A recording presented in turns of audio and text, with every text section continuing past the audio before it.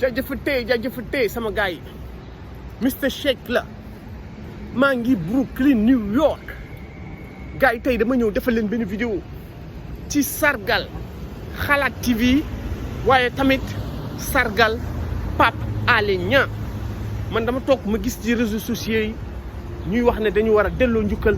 Xalaat TV mooy chaîne YouTube bi nga xam ne moom moo ñuy xelal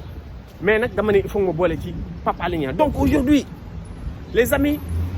on va rendre hommage, c'est la journée dédiée à Xalaat TV, mais moi aussi je vais la dédier à Pape Alé Niang. Rendre hommage à Xalaat TV pour lui dire merci,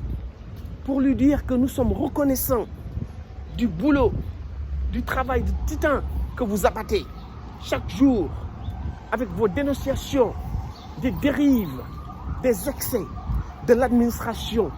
corrompue de Macky Sall. Pape Alé Niang, on ne le présente plus non plus. Hier, il a fait une autre émission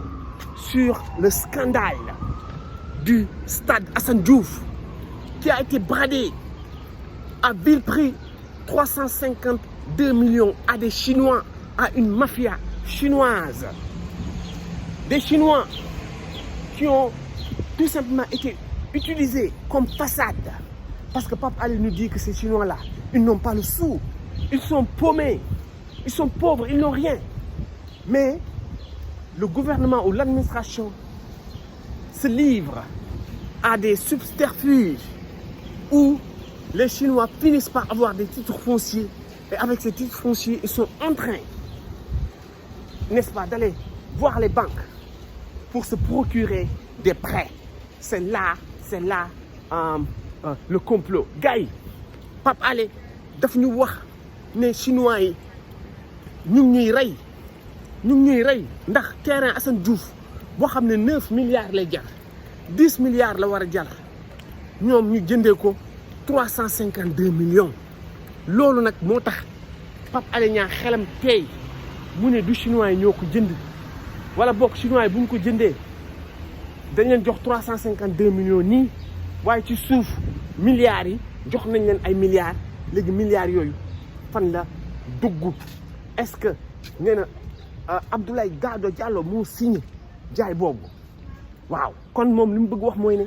gouvernement Macky Sall ministre Macky Sall ñoom ñooy def benn deal ñu ngi ñuy rey. Pape Alé dit qu'il nous faut sauver le Sénégal parce que le Sénégal est en train de disparaître. Le Sénégal est en train d'être récupéré par une mafia occulte, une mafia boulimique, n'est-ce pas, qui sont en train de voler nos terres, de se les partager entre eux. Une élite corrompue, une élite qui ne sera jamais rassasiée, n'est-ce pas, et qui continuera à spolier, n'est-ce pas, nos terres. Pape Alé li mu wax dafa leer. Pape Alé li mu wax dafa leer. Pape Alé nee na yemuñu ci stade Assane Diouf ñu dem camp Lat Dior tamit. Pape Alé génne ay documents. Pape Alé nous sort des documents du camp Lat Dior qui a été aussi bradé, n'est-ce pas, cédé vilement pour 140 millions, 140 maigres millions. Mais où va le Sénégal? Où va le Sénégal? Pourquoi donner ça aux mêmes Chinois, à une société chinoise qui disent qu'ils vont construire Dactao? Dactao, c'est des tours, c'est des immeubles. Et comment ils convainquent nos dirigeants?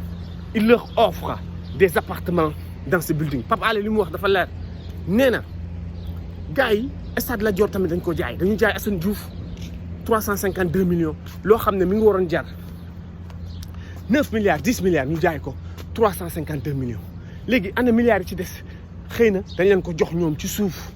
ñu bind nag ci kayit yi ne 352 millions. foofu Dakar la Corniche Ouest foofu dafa cher foofu mètre carré bi 1,5 million la te Pape Alé defe naa nee na foofu stade Assane Diouf est-ce que du 1650 mètres carrés bañ ko Macky Sall ba mu ko bëggee nangu bu njëkk ba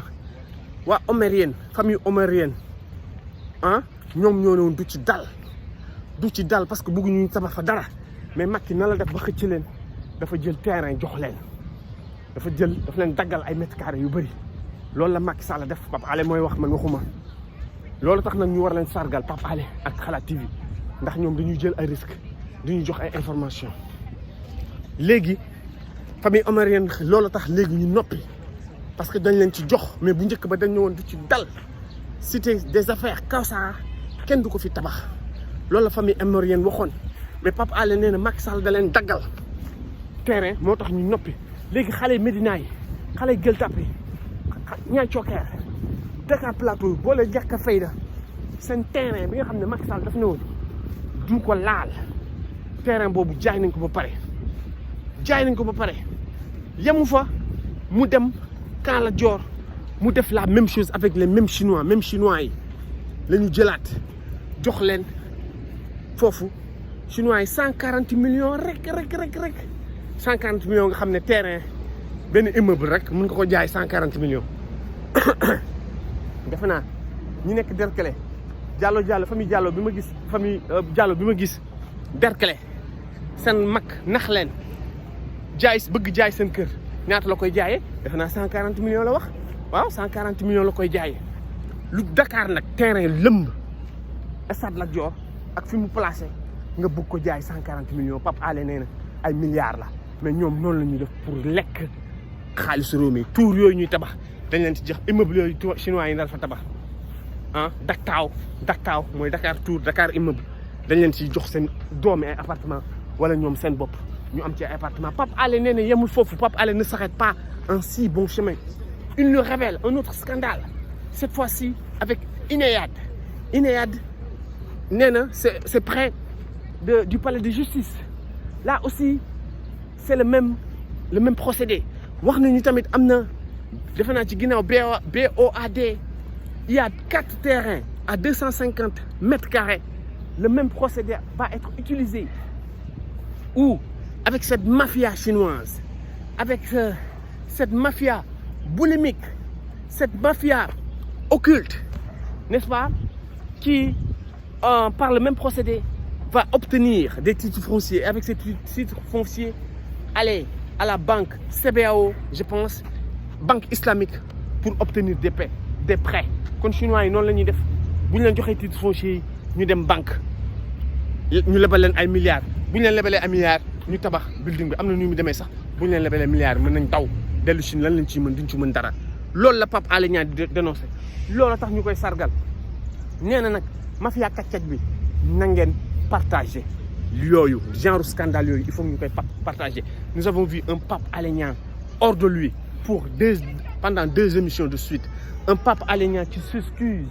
pour le ton n'est-ce pas belliqueux le ton qui trahit sa colère qu'il a utilisé n'est-ce pas lors de son émission parce que Pape Alé tout simplement il en a marre Pape Alé nous dit lui-même que parfois il a tout simplement envie de jeter l'éponge il a tout simplement envie de démissionner parce que ceux qui nous dirigent sont sans vergogne ils sont sans cœur ils n'ont pas de conscience parce que yow nan ngay jëlee alalu Assane Diouf nga bëgg ko jaay nan ngay jëlee ay terrain Ineyad nga bëgg ko jaay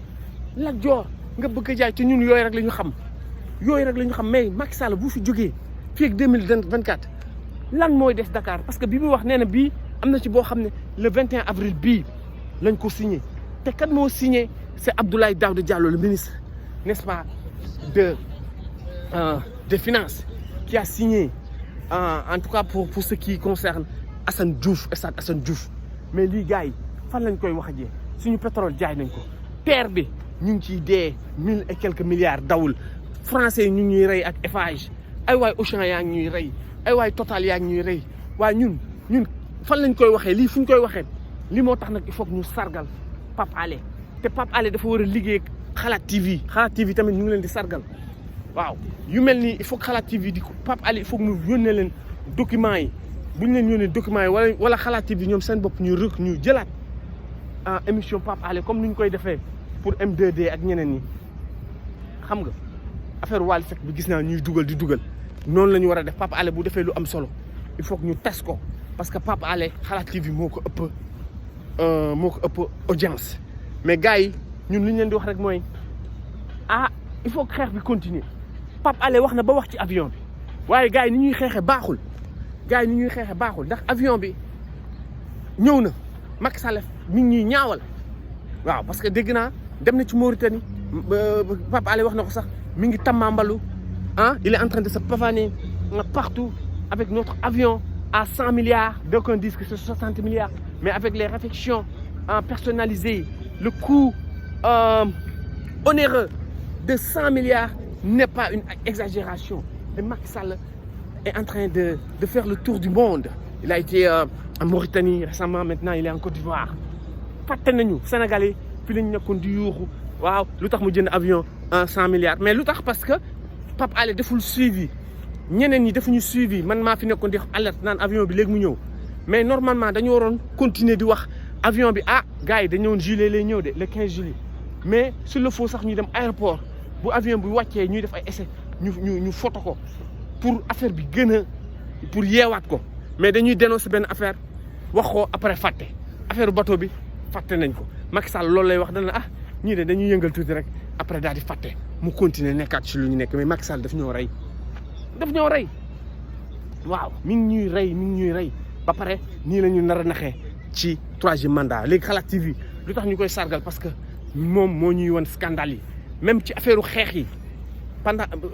mois de mars da doon wax xale yi il donnait aux jeunes la stratégie de la bataille n'est-ce pas pour faire partir Macky Sall lu Xalaat TV musul def daf ko def di wax xale yi nii ngeen di war a xeexee waxuñu kenn taal leen Auchan wala lii mais da leen di wax nii ngeen di organiser wu il faut que ngeen tas bu leen nekk ci benn place di leen jox ay stratégie Pape Alé aussi on peut lui créditer la disparition peut-être momentanée des nervis c'est grâce à Pape Alé Niang que Macky Sall n'ose plus s'afficher avec les nervis parce que Pape Alé a averti les chefs politiques Ousmane Sonko Khalifa Sall il faut que vous fassiez comme Barthélémy Dias il faut que vous vous armiez il faut que vous ayez votre propre garde rapprochée ku la ko rimbax nga timbax ko bu leen fi nekk di ñàkk fayda nervi boo leen gis dóor leen def leen li Pape Alé moo tax Macky Sall dellu ginnaaw waxoon naa leen Macky Sall dootu leen gis nervi Pape Alé tax parce que Pape Alé moo commencé di génne ay photo di leen won parce que Pape Alé fi mu nekk nii il en a marre il a ras-le-bol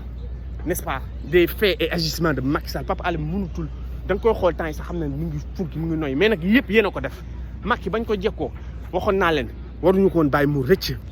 léegi nag yéen a ngi nekk fii di mer di yuuxu di funki Macky Sall terewul mi ngi continuer def li muy def yéeg ci avion di dem def li muy def ut ay nervi def ay loi terroriste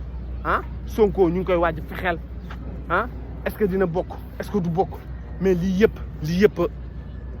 yéen a ko def parce que Pape Alé bu demee ba toog di wax moom sax est-ce que warul bàyyi waaw est-ce que warul bàyyi ndax dafa découragé alors que en mars le 8 mars Macky Sall dañ ko jekku woon mais Pape Alé tey bu demee ba découragé di wax est-ce que moom war du sax bàyyi waaw parce que jeunesse bi xeex Sénégal ni ñuy xeexe moo baaxul balaa ñuy génn rek il faut que ñu laal Sonko waaw ndax loi terroriste bañ leen waxee génnu leen waaw balaa léegi nag ñoom Abdou Dumburu Sow ñoom ñëpp ñu ngi ñuy ñaawal di wax voilà mënatu leen mobiliser ba ngeen wootee kenn ñëwul ñoom ñëpp ñu ngi ñuy ñaawal fi mu nekk nii mais ñun ñoo ko def mais nag Pape Alé lu ñu koy wax rek mooy continuer bravo merci Xalaat TV xam nañ ni dinañ continuer bravo gars yi loolu la woon benn hommage bi mu leen bëggoon rendre like leen partager leen abonné leen Mister Shake la ba ci kanam ma defal leen beneen vidéo jaajëf merci